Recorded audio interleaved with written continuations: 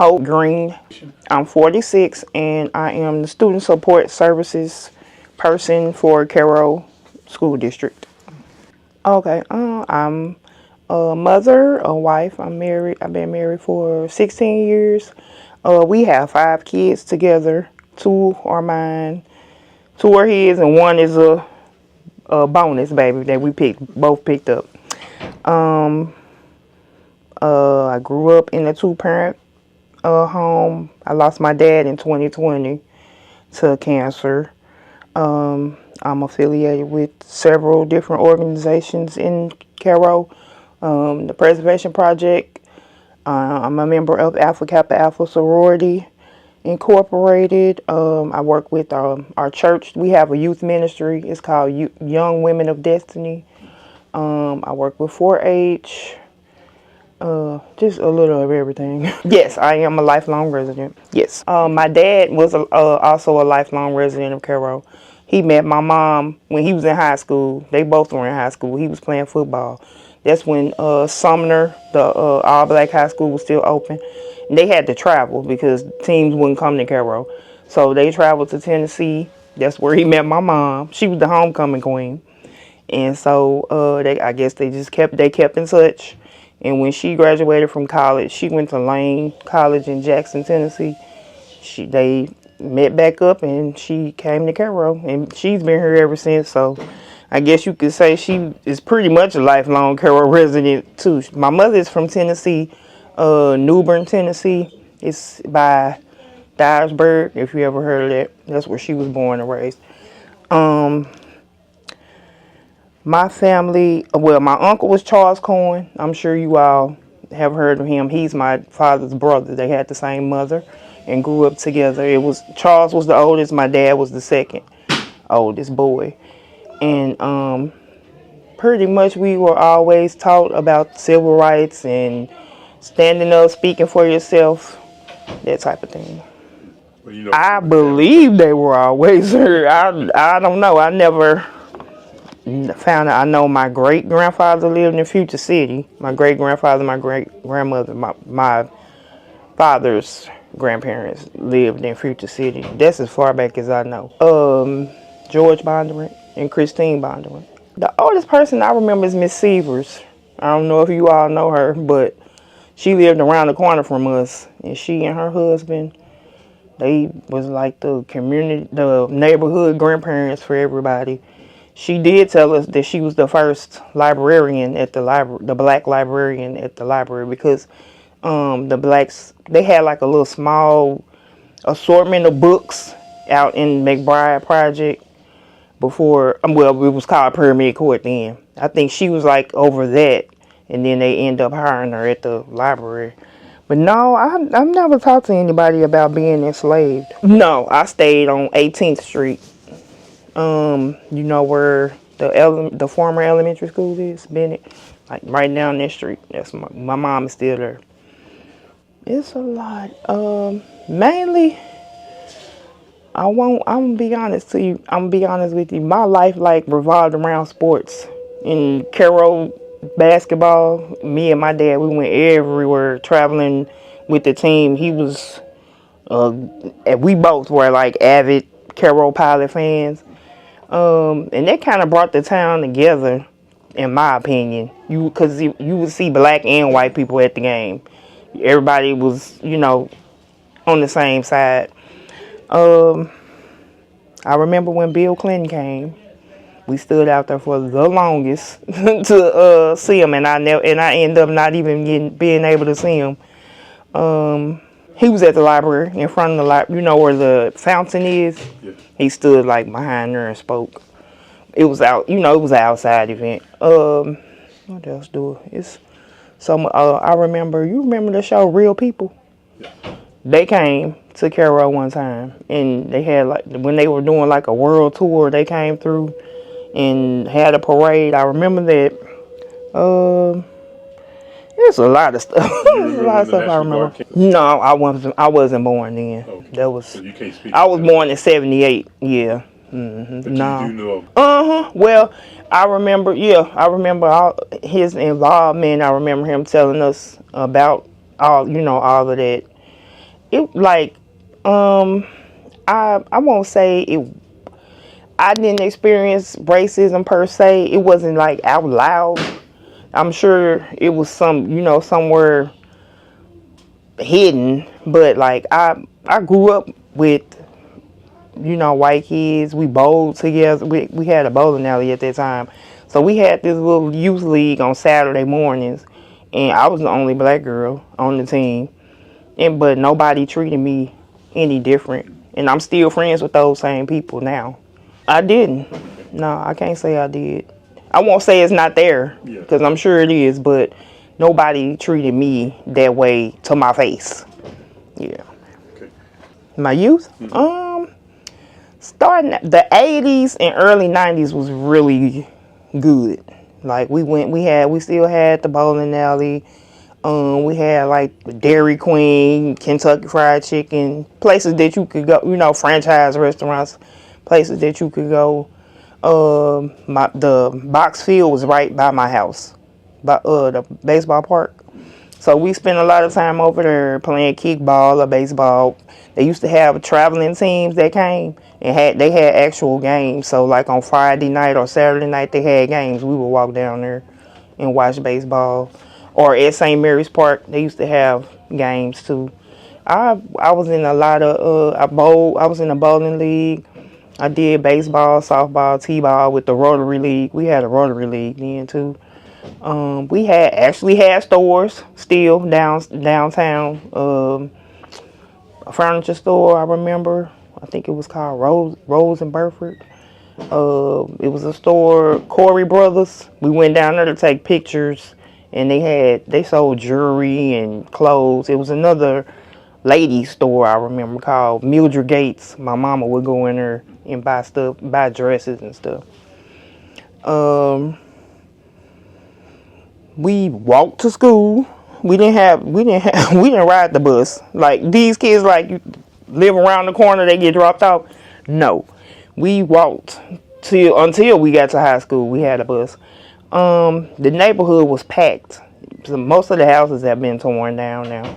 It was we only had like one white family though that stayed in between. I call the neighborhood like 15th, 16th, 17th, 18th, 19th, 20th Street. We all the kids hung out those streets.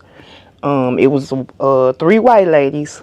Their last name was Joe. I never knew the first name. We just used to call all of them Miss Joe. They had a candy store that everybody went to. It sat right on the corner beside a funeral home, Hodge Funeral Home. It was black owned. I just remember it being a lot of businesses here during that time. When I got to high school, I would say like 92, 93-ish, stuff started really diminishing. But we still just made our own fun, and it seemed like it was okay, It seemed like we still had a lot of stuff to do as kids. Kids now, they're not outside, they don't play. They don't like, when I was a kid, we went outside when the sun came up and then come back home till the street lights came on. Oh, it was wonderful. Everybody was like family. Everybody looked out for each other. Like I said, Mr. and Mrs. Severs, they were like the little hub location. Everybody would go over their house because they had three grandchildren. So we were all outside playing. We used to play in the street, all kind of stuff. Go to the library, of course, and check out books. That was my thing because I like to read. Of course, everybody was into sports, basketball. A lot of people would go out to McBride and play basketball, and that was like the thing to do. People would actually come like to Carroll to play ball from different cities, from Cape or Paducah or Charleston or wherever. And they used to have this tournament out there called Hoop Dreams, and it would draw a lot of people. So mainly everything just really revolved around sports and stuff that was happening in the schools. We had different team groups too. United Front. They had a group called Teen Awareness, and they were real active. They used to do Black History programs, fashion shows, all kind of stuff. Yeah, Missouri, mainly like Missouri, I remember teams from Cape and Charleston. I know for sure. I'm not sure about wherever else they were. I was just out, really just out there, just hanging out. Yeah, yeah. Well, mainly like, well, we call it uptown, downtown. So like McBride was considered downtown. So the surrounding little area around there would hang out in McBride and vice versa. And uptown was considered Elmwood, which was the other housing project. And people from there and I would say like 28th Street and up hung out with each other. The park, St. Mary's Park, Boxfield. It's crazy to say, but the grocery store, Wonder Market, everybody used to just gather there mainly. The car wash, people would park and just hang out and just be out, just hang out, have music playing. It was a place behind the car wash. It's torn down now. It was called the Phoenix Building. It was like a teen hangout spot. They had games, like arcade games and stuff in there. And they used to have dances. People would just hang out. Just mainly the school, like at school. Yeah. It wasn't really a place that we went to, a building that we went to. Not during my youth. When I was grown, we used to go to like we call it a club. Y'all would probably call it like a little juke joint. We went there, but the Cavalier Club was major. I forgot about that. They used to give like teen dances, and then they had their own social clubs. I think the men were the Cavaliers and the women were Anchorettes and Starlighters. They used to give fashion shows and stuff like that. Mainly through sports, again, I would say, in school. Um, the school was like, they had like a lot of different events, family nights, fall festivals, and things like that. Um, like I said, we did have a bowling alley. There was also a dance school. It was called Dina Peaker School of Dance.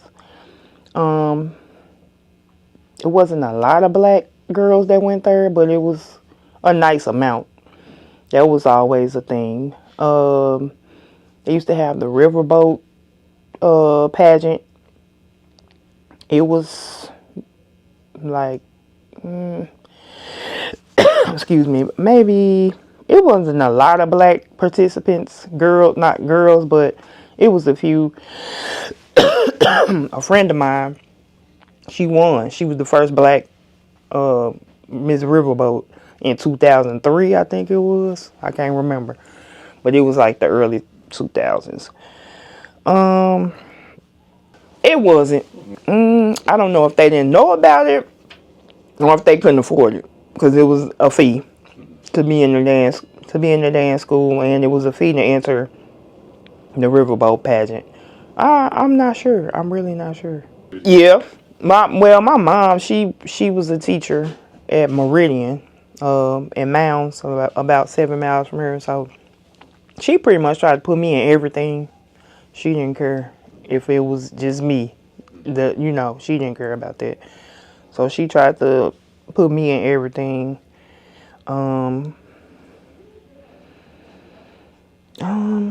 Like I said, mainly everything that I was involved in or centered around was involved either with the school or sports or something, Yeah. I'm not really sure. I know most of the people that I knew were employed. The women were teachers, mainly. Teachers, secretaries. They might have worked at different offices. The men mainly were. It was a few black male teachers that we had, but most of the men that I knew worked in factories. Either worked at like Bungie or Burkhart. It was another factory here called Burkhart, or either West Vaco, over across the bridge over in Kentucky. Yeah, but I mean everybody I knew was pretty much employed. Oh yeah, Dr. Chambliss. And my daddy always told me a story about him that he saved his life one time. Dr. Charlo. He looked, I'm not sure what his nationality was, but he looked black. He had an accent though, so I'm not sure exactly what his nationality was. Um, oh yeah, it was two black funeral homes in Cairo. Hodge Funeral Home, Ruffin Funeral Home. It was three. Algie Funeral Home. Four. Massey Funeral Home. Massey ended up relocating to Mounds though, but they started in Cairo. Um, it was a lot of black club owners. Rodney Moore, he had a club. It was called. First, it started out to be Hot Pepper, but what did it end up being? Club Elite, I think. It was a lady named Stella May. She owned Fourth Street. It's now called Trinity One though. She started out owning it, and it's had several other owners, black owners. Um, Percy Jones, he's been a club owner in Cairo forever. I think he's like in his mid 80s now. He's still alive and vibrant, still partying. Let me see. Um, G&L Clothing, they've been here for a long time. Black owned. There's a lot of black hair salons here. It was a lady named Maydale Walker. She was a black hairstylist, and they had like a little store, a convenience store. Um, Another lady, her name was O.C. Johnson. She did me and my mother's hair. Mr. C's, they were open. They were black owned. There was a hair salon. I'm trying to see. You making me think now. Oh yeah. My daddy said, yeah, it's crazy. Yeah, I can. He had this long keloid on his back, and I always asked him where did it come from, and he said that somebody stabbed him in Mound City. He said they didn't like for their Cairo guys to come over there because they said they always took their girls. So he said they got to fighting, and apparently somebody stabbed him in his back, but he didn't know it because he said he had on a coat, undershirt, a button-up shirt, and a sweater. I guess it was cold, and that's what saved him. He had on all those layers of clothes, but he didn't realize he had been stabbed till he got home. And one of his friends was like, "Man, you bleeding," and so they rushed him over to Mr. Chandler's house, Dr. Chandler's house, and he said he saved him. He told him if he didn't have on all those clothes, he would have been dead because he was just bleeding out. So he told me that so many times, and I act like I heard it for the first time each time. Yeah, and then Dr. Chandler's wife, Miss Chandler, she was one of our sorors. I'm my mother's legacy, so she's an AKA too, and we were real close with her. She stayed around the corner from us. She was a real sweet lady. Yeah. Girl, it's so many, so many stories I could tell y'all. We used to walk home from junior high school all the time. Now it was this big old white house, and it was this man. He did not want us on his sidewalk, and he used to yell at us. And I'm like, I think that was my first like little encounter with racism. I'm like, I think he's racist. He don't want us on his sidewalk. But I will say we had a lot of white teachers, but they were all nice. I really honestly didn't encounter any of that. I know it existed though, because from stories and from my dad and just hearing stuff. But my experience, no, I didn't experience anything like that. It was declining when I was growing up, but at once upon a time it was bustling. You could tell that some of the stores had closed, or it wasn't a lot, but it was enough at that time for us. We still were shopping in Cairo up until about the early 90s. That's when people started going to Cape and Paducah and to the mall or whatever. It's different. It's way different. It's a lot less people. The neighborhood is pretty much empty. Like on my mother's street, it's just her and another lady. Everybody has died. Um, the kid, you don't really see people out. Like when I was growing up, there's just like people go to work. They might go to the dollar store and then they go home.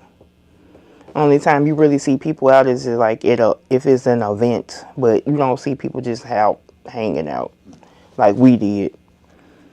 It has to be like something going on. It's like not just out just because. Yeah, we it's like around the holidays mainly you'll see a lot of people out. I know they still do the Sumner reunion during Labor Day weekend. Um, Memorial Day weekend is usually a little something going on. The Blues Fest is the most exciting time in Cairo now. Or at least for like the past 10 years now. The Blues Fest is major. It's a lot of people here. And this past year during the eclipse, I never saw that many people in Cairo in my whole life. I don't know how many it was, but it was like it was a traffic jam in Cairo. I never saw that in my whole life. Yeah. So that was major and it was exciting. I couldn't believe it, to be honest. It was so many people in Cairo, like for hours. Yeah, I don't know. I recorded some of it because I couldn't believe it, and I'm like, I know y'all not gonna believe me. But it was awesome. That was epic. I loved it. Yeah, the library, because I just love that library. I don't know why I did. Ward Chapel. That was our spot. I forgot to mention that in the summertime they had Vacation Bible School. It was 200 plus kids there. I know had to be. It was so packed. It used to be so packed. That was like something that we looked forward to every summer. Our parents didn't even have to make us go. I wanted to go. It was fun. We had we sang. We had choir. We had like a little mini choir. We used to do art projects. It was just fun. It was a lot of involvement from the adults and the youth. You could tell like they planned and put time into it. St. Mary's Park. That was like our little meetup spot. It was a place to be. And pretty much just the schools. I heard that, yeah, but I never experienced it. Yeah, I did hear about it, but by the time I came along, we could go. It was free for us to go. A lot of turmoil. Like my dad, he grew up in Pyramid Court. He was born in Pyramid Court at 309. He said that the Klan used to shoot. They knocked out all the lights out there at night, and they used to shoot into the projects. He said he remember where the car wash is now on 24th Street. It used to be a pool, and when they made them integrate, they filled it up. They poured concrete in the pool. He said they used to meet up at the church on 14th Street, like on Friday nights and Saturday nights to rally. It was called rally, and then they marched on the weekends downtown to protest the stores.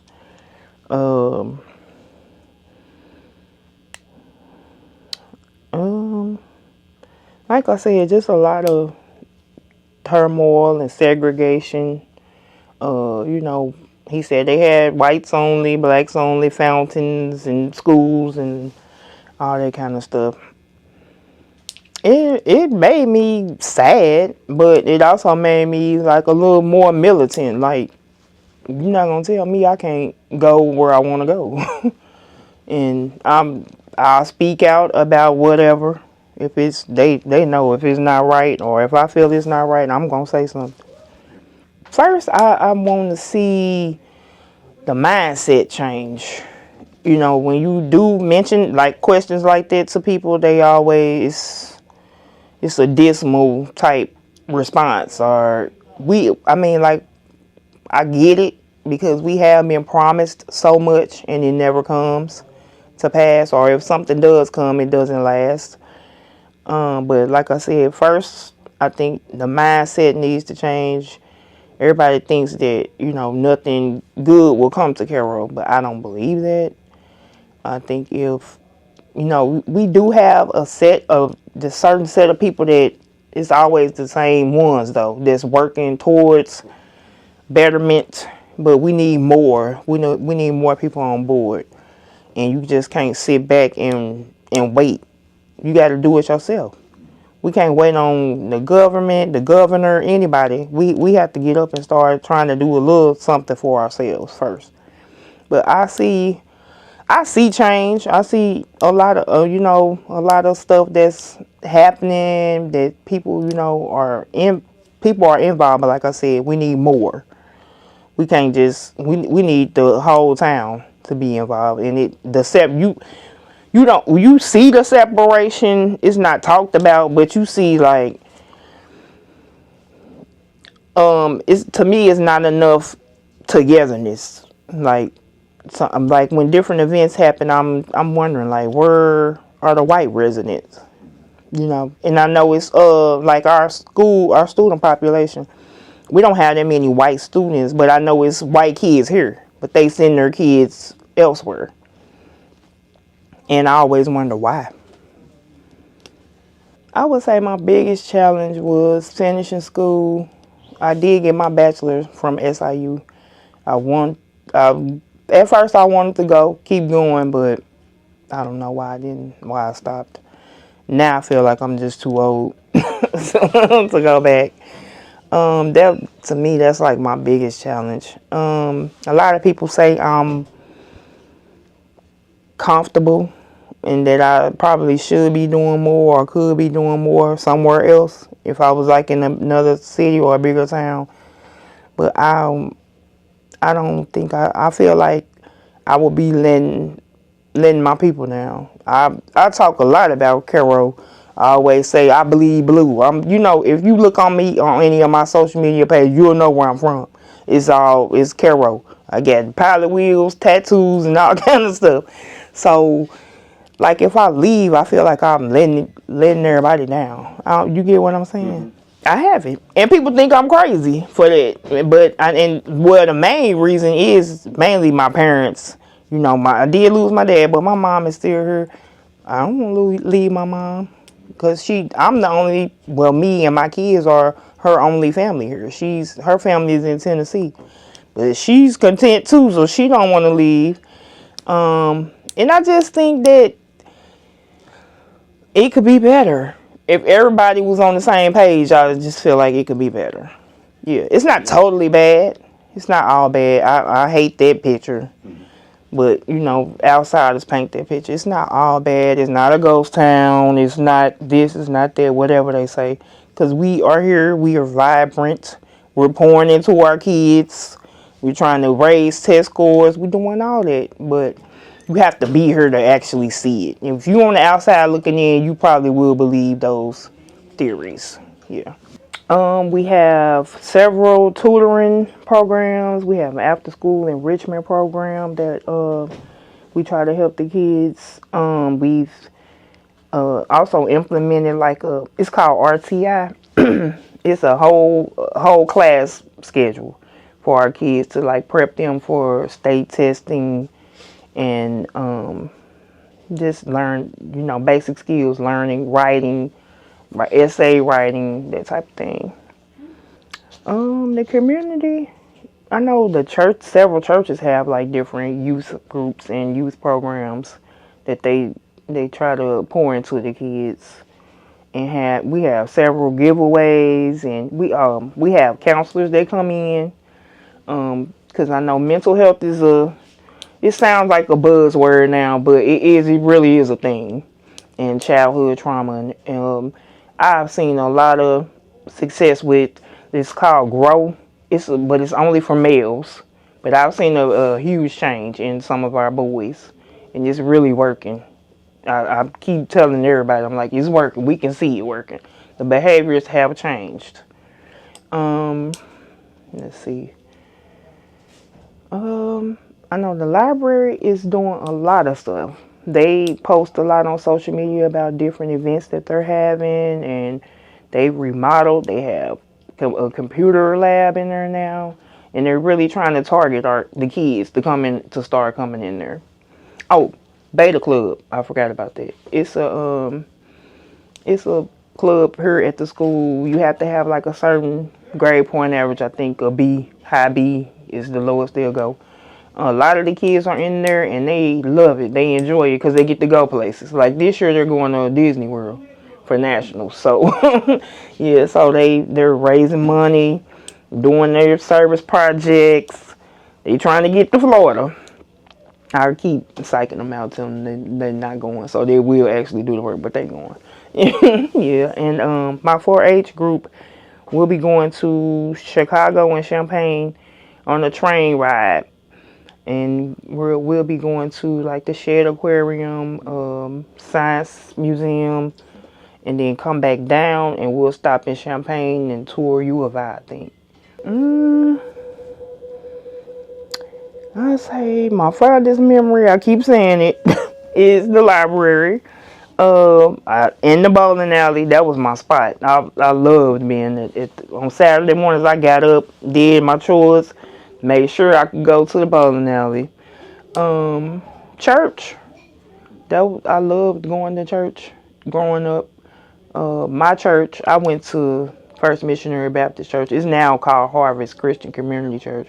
And then, like I said, Ward Chapel, that was everybody's church. They had members, but I think everybody from all the other churches always migrated there too. And then, like, my fondest memories is basketball. Carroll Pilot basketball. That was my thing. It still is. Yeah. Because girl, let me take you in here so you can see all these trophies. We was the best. Go on IHSA website. That's all you're going to see. Carroll from the 80s all the way down. Okay, I'm sorry. So now junior high team is playing the state tomorrow, so I'm really hyped about that.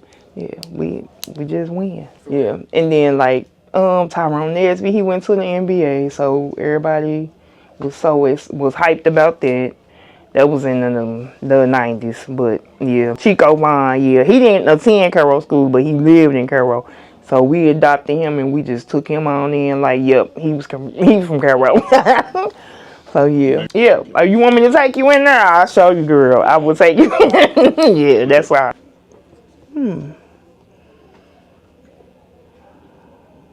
I would say Carroll is home. Carroll is love. And Carroll is an acquired taste. You have to be here to get it. Yeah. No, I think y'all hit it. Y'all hit it pretty well. Yeah. That part I don't know. I don't really have an answer for it because we have tried everything, literally, like food, gift cards. I don't know. I think it just has to be in you. You gotta want it.